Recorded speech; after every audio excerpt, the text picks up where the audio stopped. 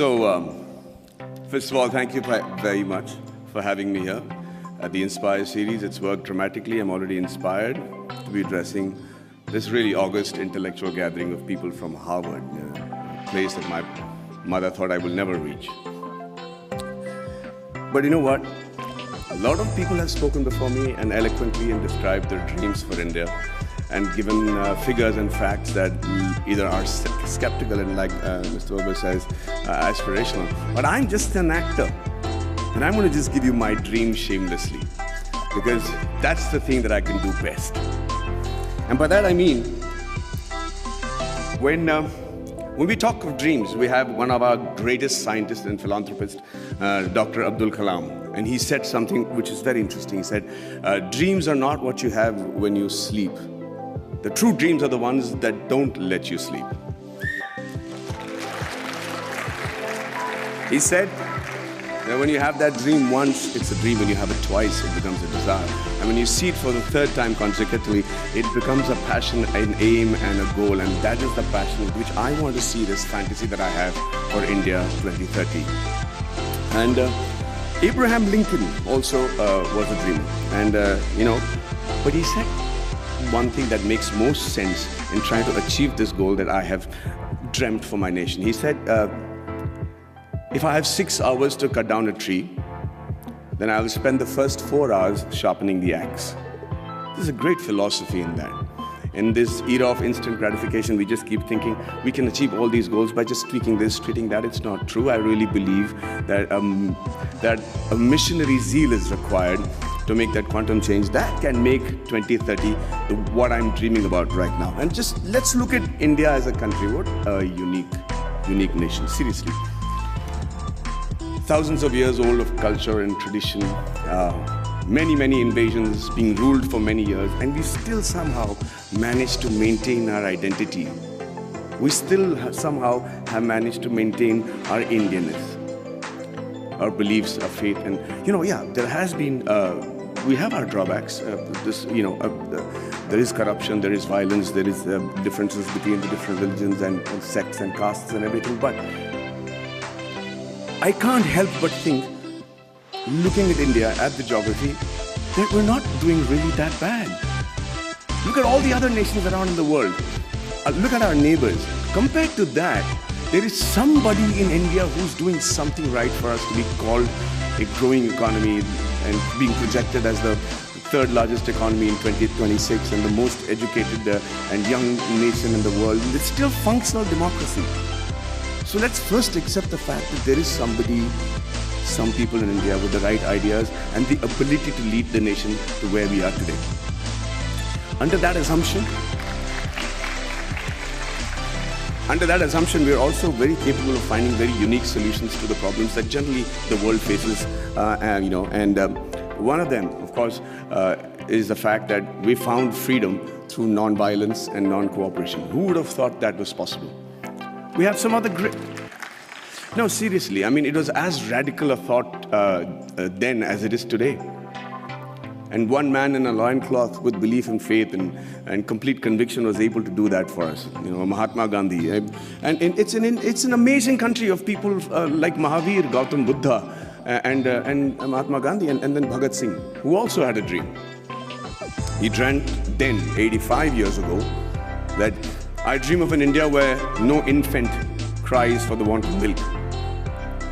No youngster is deprived of relevant education, and no youth goes door to door finding a job. Sadly, it's still a dream today. And I dream of a 2030 when this dream becomes irrelevant. I dream of a 2030 when everybody is so equally satisfied with what they're doing that they're able to actually devote more time back to art and culture, which is another great important aspect of our country. Now, for that to happen, we need to be a healthy nation. And when I say healthy, I remember preparing for a film of mine, which was released recently, where I had to look like a boxer, and I had these, biceps and triceps that had to be there. So I decided just to work on the parts that is seen outside my clothes. So I was just working out on my biceps and my triceps and my shoulders. But you know what? I suddenly realized the strength that I had in my arms and biceps was not actually enough to for me to look even fit because it is disproportionate growth. It is the kind of growth that will not make you fit or strong, but actually make you look inadequate. And that is what is happening to India today. Everybody says we are the largest economy, we're going to be the most populated country in the years to come. And with economic superpower and supremacy in rocket and space technology, which I am privy to, and then the IT giants and smarter cities. But ladies and gentlemen, I really believe that more than smarter cities, we require smart villages. And this is going to be primarily what I talk about today. A nation is only as strong as its weakest link, and rural India is our weakest link. See, it's important that that growth and progress goes hand in hand with the villages also getting onto the same train towards economic freedom, superpowerdom, all the terms that have been coined for a successful country. But that is not happening. The reason being, we're beginning to ignore them. We're beginning to actually believe that this is a very interesting line that I've found, where they say that everybody believes that they know what is required for getting the underprivileged and the poor up to speed with the rest of the country. Okay? And we always start assuming that this is what they want. This is how we can help the poor and the villages, and this is what they need. And we can't be more wrong. Because when you assume, and as the spelling goes, you make an ass of you and me. I'm going to tell you how that happened to a friend of mine. His name was, he's a very profound doctor, a gastroenterologist, and he got a call from his patient, Mr. Abdul, who said, Dr. Saab, my wife is really, really ill, and she's got a big stomach ache, and she can't sit, and she can't sleep, and she's in big pain. Can I come and visit you? And he said, yeah, by all means. And like all patients today, he has done his research, he's gone into the internet, and he said, usko ye ho sakta hai, wo ho sakta hai. And the doctor said, don't worry, let me handle it. And he checked her out, and he said, she has an infected appendix, so I have to do a surgery, and she'll be fine. The surgery was done, he was fine, and Abdul was a happy man. 1 year later, he calls back the doctor and says, sir, my wife has got a stomachache, please do the appendix operation, she'll be fine. Dr. Manoj said, listen, that I'm the doctor, let me diagnose what I have to. Please bring her to the clinic and we'll fix it up. He says, no, yes sir, fix up that operation date, we'll do it in half an hour and we'll be back, just she needs her appendix removed. So now he's losing his patience. He says, let me do the diagnosis, Abdul, bring her to the clinic. And he's still insisting, and finally the doctor lost it and he said, listen, I'm the doctor, and let me tell you that every human being has only one appendix, and I've already taken out the appendix. So please don't tell me how to do my job. Abdul waited very patiently for the doctor to finish with his assumptions, and then he shot back very meekly. He said, sir, I agree with you. Every human being can have one appendix, but a man can have two wives, right?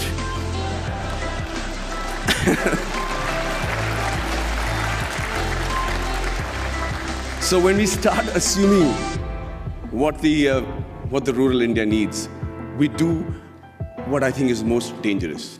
In my vast experiences of shooting in really rural Indias, and villages and small kugramams, like they call it in Tamil, really small places, I realized, shockingly, that the biggest financial burden for a person of this particular village, would you all be able to guess what his biggest financial burden is?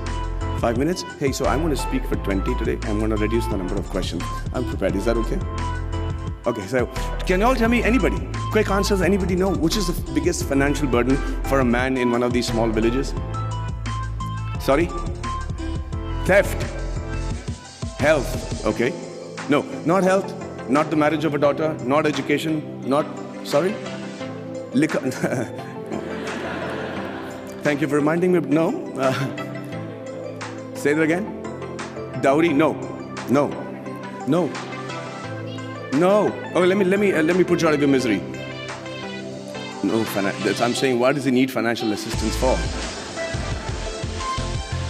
The answer is the untimely death of a relative, of a senior in their family. That is the one occasion we can't prepare for. There is one occasion where the ceremony demands that he spend a certain amount of money, feed a certain amount of people, use the funeral expenditures, and that's where he takes the loan, and that's where he gets indebted, and that's where, to escape that particular embarrassment and humility of not having the ability to perform the function every year as is expected of the Indian tradition, that he decides to leave the village because he's made to feel inadequate. Lord Michael had in 1735 had spoken in the British Parliament and said the only way to rule India is to make the men there feel inadequate. He said, and truly so, that unless he feels that what he has is lesser than what others have, you will not be able to rule him. And within a very short period, they proved themselves right. The rural India today is feeling inadequate. They're feeling like they're not even part of our country. And what happens with that is, they start then looking at opportunities in villages and saying better education, better health, better lifestyle, and no humility for not having performed the funeral properly. They decide to give up who they are and move to the cities. And who they are is what is more important for us to understand.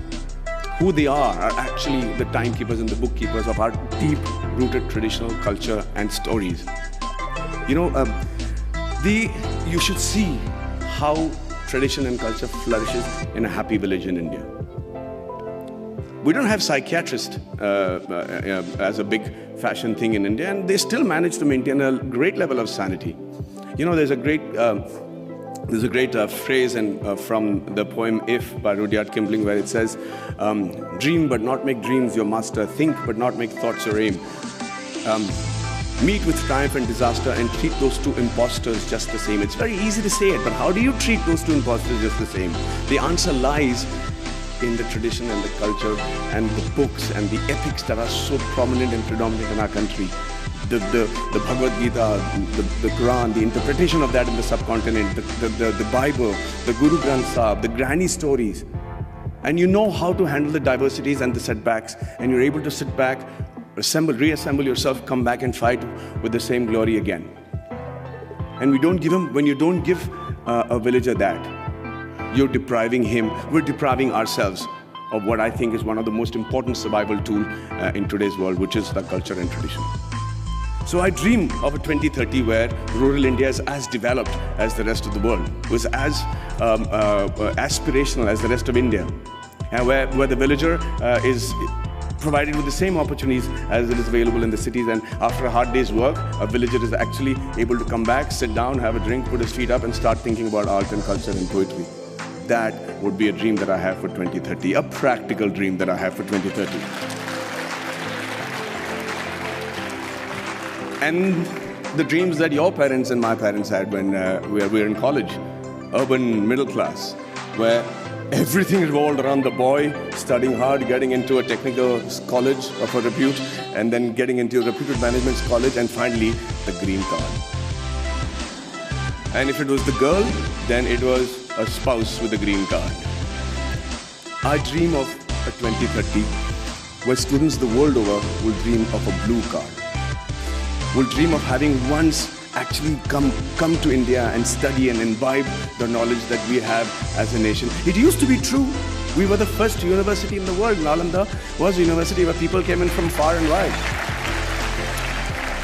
So it's not a pipe dream. It's a practical dream that I have, and I think that's easily attainable. And finally, before I wind up, I think I dream of a 2030 where we have a meritocratic electoral base which selects its leaders, and whose leaders believe that it is more important to serve with a missionary zeal to serve the nation rather than rule it. There is another stanza from the same poem which says that if they have the ability to talk to the crowds, yet keep your virtue, walk with kings nor lose the common touch, if neither good friends nor foes can hurt you, yet all men count with you, but none too much. If only the politicians understood the gist of that line, we would have a progressive country by 2030 where we'll all be proud of not just the way the country is running, but also proud about our politicians. And finally, I'm an actor. And the dream that I have for myself is that in 2030, I'm as relevant, I'm as handsome, hopefully, but if age was to catch up, then they probably would have mapped my face by then and used technology to make me look as young or old as the role desired me to look, and I'm still able to romance the pretty young things that will be part of the industry in 2030. Well,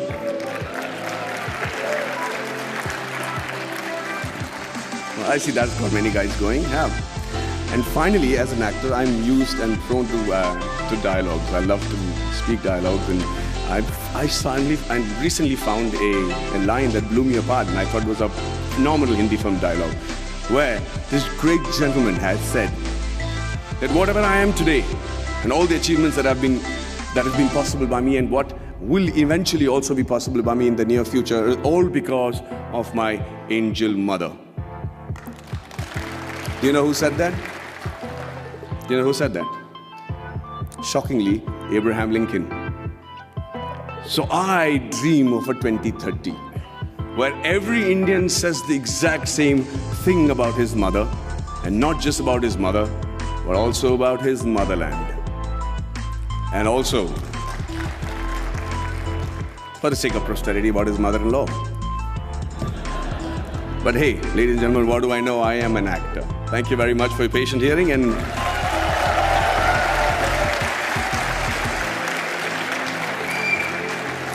if I'm looking wise enough, I'm open to questions.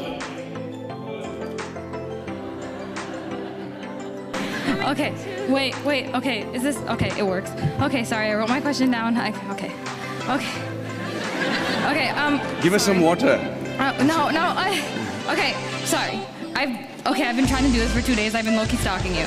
Okay, first of all, I want to say I'm a huge fan. I wrote it down. I look weird. Okay, first of all, I'm a Tamil American, but I grew up on Ale Payute and Nenale, and I'm like a huge fan of yours. And I have a question, and it is, given that you have, this is an actor-related question because you're an actor.